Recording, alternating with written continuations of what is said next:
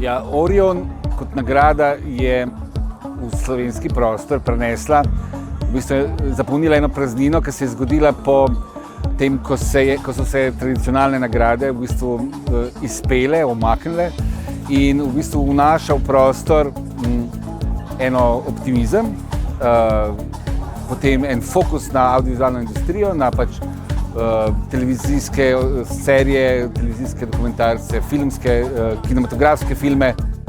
Mi te podatke o gledanosti in uporabi audiovizualnih del zbiramo.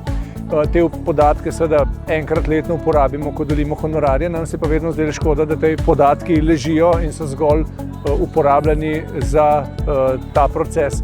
Zato smo rekli, da bi bilo fajn te informacije, ki jih imamo, deliti z širšim občinstvom in dati še dodatno, mogoče bolj javno veljavo najbolj gledanim delom v Sloveniji. Vsako leto imamo več audiovizualnih del, tudi ponavadi so bolj zanimiva in tudi boljše produkcijsko narejena. Tako da nam ni ravno lahko se odločiti, ampak zanima nas originalno. Zanima nas nekaj, kar je v sodobnem času, kar ima neko širšo družbeno-politični kontekst in zato je naše delo tako, da v bistvu prepoznamo tisto kvaliteto, ki ima mogoče malo daljnosežno ali pa dolgoročen vpliv na nas.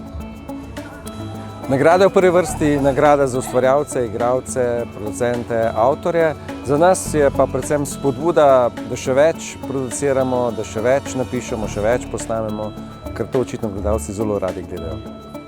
Te nagrade, ki smo jih dobili, seveda pomeni, da verjetno skupaj s sodelavci dobro delamo.